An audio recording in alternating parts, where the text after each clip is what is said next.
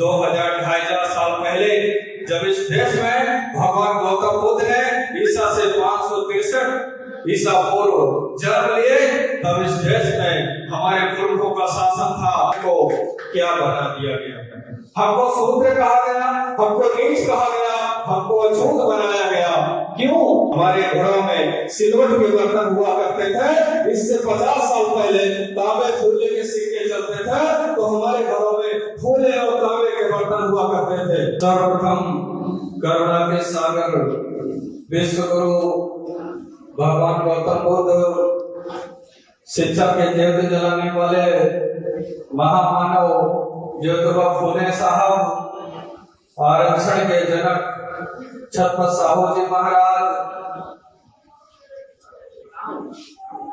अंधों को आंख देने वाले, बहरों को आंख देने वाले, गूंगों को जवान देने वाले, कस्तूरबा को सिंदूर दान देने वाले बोधिसत्व और भारत को महानतम संविधान देने वाले परम पूज्य बोधिसत्व डॉक्टर बाबा साहब अम्बेडकर के चरणों में श्रद्धा के सुमन अर्पित करता हूँ। आज जिनकी जयंती है, 1857 की प्रथम दीप शिखा माता वीरांगना झलकारी बाई के चरणों में भी श्रद्धा के सुमन अर्पित करता हूँ।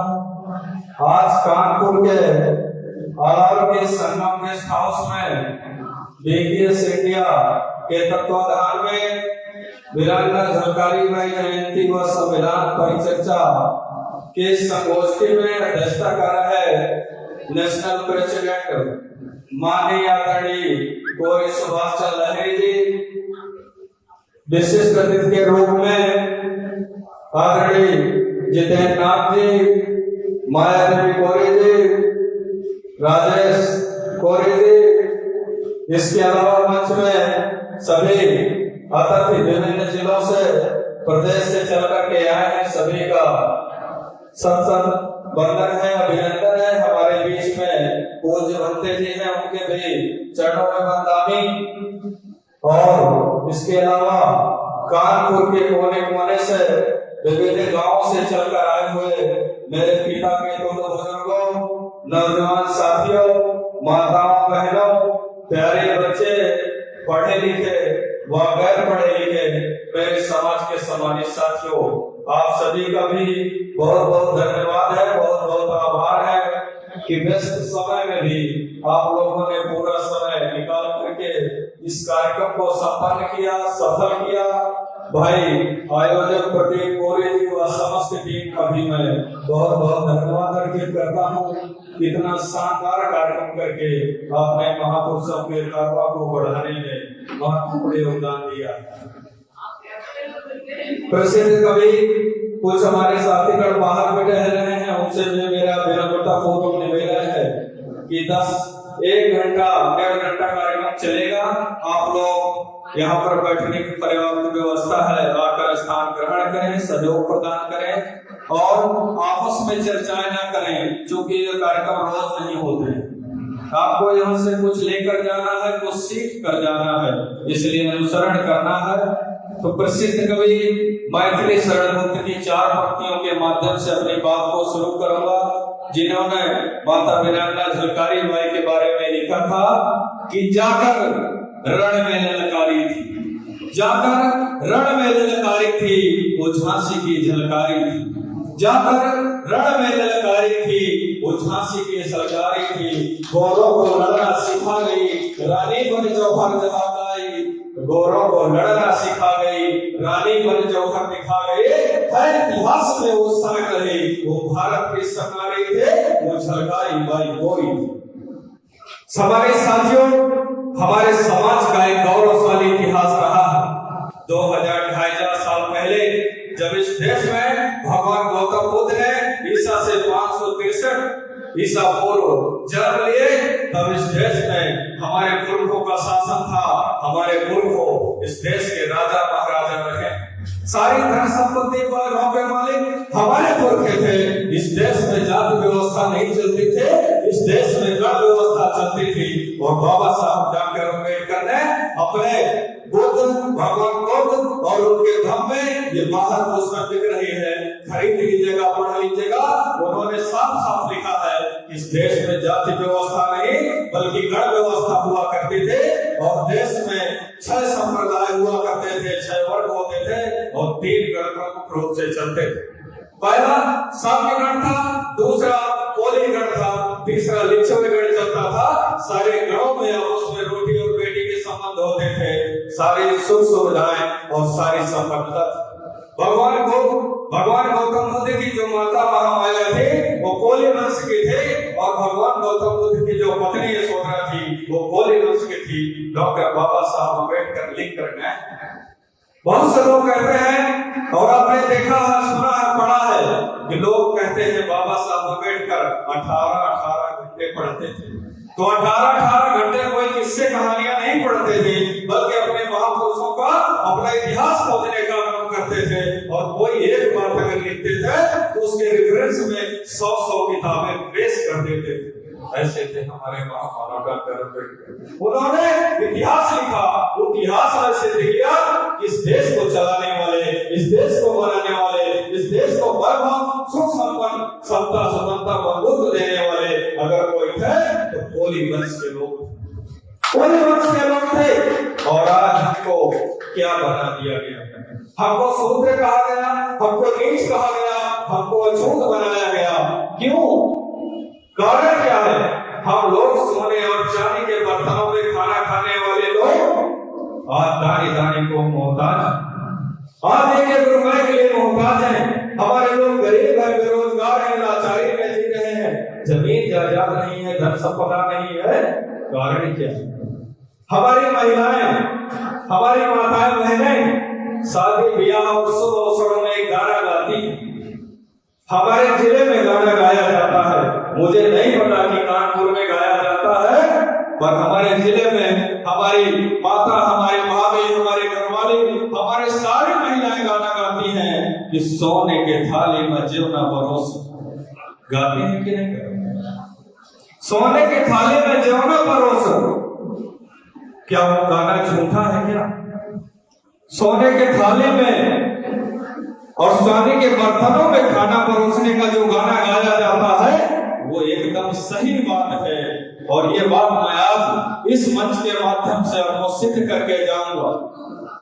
जिस समाज में और जिस वर्ष में, जिस काल में जो मुद्रा प्रचलन में होती है, हमारे घरों में उसी के बर्तन हुआ करते थे।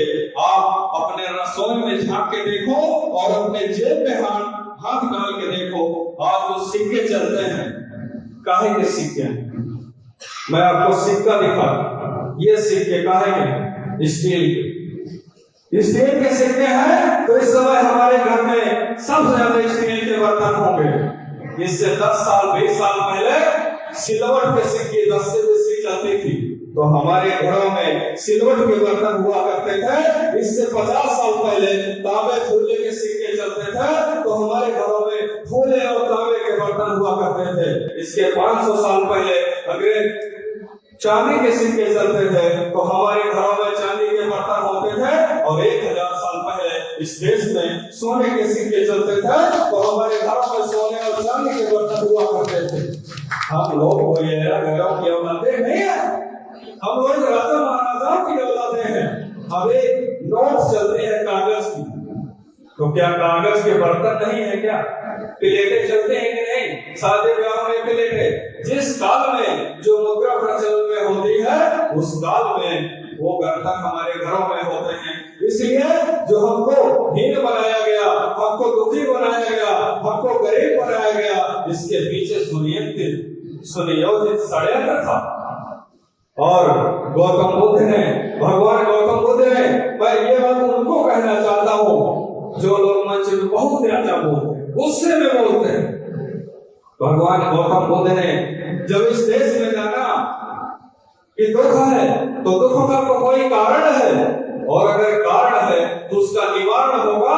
गौतम बुद्ध ने जब इस देश में शाक्य संघ के लोगों से और कोलीगढ़ के लोगों से रोहिणी नदी पानी के विवाद को लेकर जब युद्ध होने वाला था, उस शाक्य संघ की एक सभा हुई, उसने कहा कि हम लोग साथ के लोग हैं, कोई लोग हमारे पानी नहीं देते हैं, चलो इन पर युद्ध छेड़ दिया जाए, इनको युद्ध से मामला निपटा दिया जाए। तो भगवान गौतम बुद्ध ने कहा कि युद्ध से कोई हल नहीं होता, मिलकर बैठ के उस मामले को सुलझाइए। साख संग नहीं माना और उनका देश निकाला कर दिया। लोग कहते हैं, तमाम इतिहास अंट का हमारे लोगों को पढ़ाया जाता है और कहा जाता है कि भगवान गौतम बुद्ध रात के अपने पुत्र राहुल यशोधरा को बिना बताए गांव छोड़ के चले गए। बाबा साहब अम्बेडकर इस विश्व के सबसे बड़े ज्ञानी ने लिख के गए हैं कि बाबा साहब अम्बेडकर रात में बता के नहीं गए हैं, बल्कि युद्ध को टालने के लिए गोली और साखों में कोई खून न हो, कोई कत्ल न हो, उस युद्ध को टालने के लिए ज्ञान की खोज में निकल के गए। और उन्होंने 6 साल तपस्या की, मेडिटेशन किया, ध्यान किया और कहा मैं दुख का कारण खोजूंगा। और दुख का कारण जब खोज लिया, मगध बिहार में बटवृक्ष के नीचे जब उन्होंने ज्ञान प्राप्त हुआ तो अपने लोगों को उन्होंने उपदेश दिया और सबसे पहले कहा कि चले के देख चारिकम बहुजन हिताय बहुजन सिखाए लोकानुकूल कंपाय आदि कल्याणम मध्य कल्याणम मंत्र कल्याणम। गौतम बुद्ध ने कहा कि हे भिक्षुओं, चारिका ग्रहण करो, इस समाज को, इस देश को, उपदेश को शांति, करुणा, मैत्री, लोभ, लालच ये सब छोड़ दें। मैं कहता हूँ कि अगर किसी को अपनी बात समझानी है तो अगर हम गाली देंगे तो क्या वो हमारी बात मानेगा? कहीं नहीं मानेगा। और भगवान गौतम बुद्ध ने 10 से 15 साल में पूरा बौद्ध भारत बना दिया, पूरा सुखी संपन्न कर दिया। इतना बड़ा प्यार भगवान गौतम बुद्ध ने गर्व से कर डाला, प्रेम से कर डाला। तो उन्होंने अष्टांगिक मार्ग बनाया और त्रिशरण पंचशील दिया।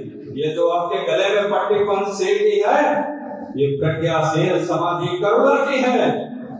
हम मूलतः बौद्धिस्ट हैं, हम कोई हिंदू मुस्लिम नहीं है, हम मूलतः बौद्धिस्ट हैं। हमारे डीएनए में, हमारे खून में बुद्ध है, बुद्ध हमारे पूर्वज हैं, ये हमको मानना पड़ेगा। अगर हम नहीं मानते हैं तो बुद्ध के साथ गद्दारी होगी, अपने पूर्वजों के साथ गद्दारी होगी। बहुत से आजादी के पहले से लेकर के अभी तक संगठन चल रहे हैं, कोई बहुजन पर चल रहा है, कोई हिंदूवादी व्यवस्था पर काम कर रहा है। 1925 में, 1924 में बाबा साहब अम्बेडकर ने बहिष्कृत हितकारी महासभा बनाई, समता सैनिक दल बनाए, लेकिन नहीं चल पाए। और वहीं 1924 में आरएसएस बनाया है, गवार ने नागपुर की भूमि से आज 100 साल बाद उसकी विचारधारा का शासन पूरे देश में। क्या कारण है? क्या कारण है कि हमारी विचारधारा नहीं बढ़ रही है? अभी तक हम लड़ाई जातियों की लड़ रहे हैं, अभी तक हम धर्म की नहीं लड़ाई लड़ रहे हैं। बाबा साहब अम्बेडकर ने विदेश से जब बहुत सारी डिग्रियां लेकर आए तो उन्होंने महसूस किया कि मैं अगर कहता हूं कि आप नास्तिक बन जाओ तो उनके पूर्वज, उनके सयाने बाबा साहब अम्बेडकर से पूछते हैं कि बाबा साहब ठीक है, हम भगवान की पूजा नहीं करेंगे, पर हमें आप उसके बदले दे क्या रहे हो? क्योंकि आदमी बेरोजगार है, आदमी खाली बैठा है, उसको कुछ न कुछ बेचके होना आवश्यक है। जितने भी तीज त्योहार जो वर्तमान में मनाए जाते हैं या जितने देश भर में मंदिर हैं, मैं गारंटी के साथ कहता हूँ कि सारे मठ और मंदिर भगवान गौतम बुद्ध के हैं। चाहे केदारनाथ हो, चाहे बद्रीनाथ हो, चाहे जितने भी मंदिर पूरे देश में हैं, उनका रंग रोगन किया गया है। हिंदू धर्म के लोगों ने रंग रोगन करके अपने भगवान बनाए। पर सच्चाई यह है कि सब कुछ बुद्धिस्ट है। आज हमको जरूरत है कि हमें बुद्ध की ओर को लौटना है, हमें महापुरुषों को देखना है, अपने महापुरुषों के मिशन को पूरा करना है। तो हमें लोगों के गरियाने से हमारा मिशन नहीं पूरा हो। अब वर्तमान में जो बहुजन कॉन्सेप्ट को लेकर विचारधारा फैला जा रही है, वो बाबा साहब अम्बेडकर की भी विचारधारा। यहाँ पर कार्ल मार्क्स के, नेहरू के विचारधारा हमारे लोग ज्यादा पढ़ रहे हैं। मूल निवासी आर्य द्रविड़ का सिद्धांत में बाबा साहब अम्बेडकर ने कहीं नहीं था, क्योंकि बाबा साहब अम्बेडकर ने जब बौद्ध धर्म दीक्षा इस देश में प्रारंभ किया तो उन्हीं लोगों को लिए दिया जिसकी लड़ाई वर्तमान में लड़ रहे हैं। आपको बुद्ध और धर्म को पढ़ना पड़ेगा। बाबा साहब अम्बेडकर ने संपूर्ण वैलोम लिखा तो रेफरेंस में सैकड़ों पुस्तकें दी हैं, ऐसे थोड़े पढ़ा है। आपको अध्ययन करना पड़ेगा, पढ़ना पड़ेगा, तभी हम इस आंदोलन को और जा सकते हैं। कहने को बहुत सारी बातें हैं, बहुत सारे हमारे बीच में होता है, पर मैं एक संदेश कहना चाहता हूँ। हमारे चित्रकूट जिले में भगवान बुद्ध की ओर चलो कि नीतियों के अनुसार 12 फरवरी को राष्ट्रीय स्तर का बौद्ध सम्मेलन होने जा रहा है। हजारों लोग उसमें बौद्ध धर्म की दीक्षा लेंगे। देश विदेश से बड़े बड़े लोगों को हमने आमंत्रित करने की कोशिश की है। एक सामूहिक अम्बेडकर बुद्ध आंदोलन पर संगठन चलते हैं, उन सारे संगठनों को इकट्ठा करने की कोशिश कर रहे हैं। आप सब लोग भी उसमें आइएगा, दीक्षा लीजिएगा और समय दीजिएगा।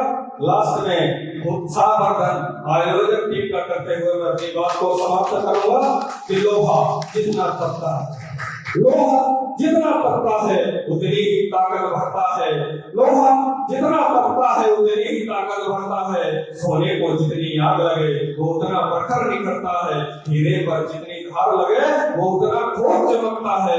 मिट्टी का बर्तन पकता है तब धूल पर खूब खनकता है, मिट्टी का बर्तन पकता है तब धूल पर खूब खनकता है। सूरज जैसा बनना है तो सूरज जैसा जलना होगा, नदियों सा यात्रा पाना है तो पर्वतों निकलना होगा। अरे हम तो बाबा साहब के बेटे हैं, हम तो उन महापुरुषों के बेटे हैं, क्या वो सोचे राह सरल होगा। हम बाबा साहब के बेटे हैं, जो सोचे राह सरल होगा। कुछ ज्यादा वक्त लगेगा पर संघर्ष जरूर सफल होगा। हर एक संकट का हल होगा, आज नहीं तो कल होगा। धन्यवाद। जय भीम, जय भारत, नमो बुद्धाय, जय संविधान, जय जलगाई।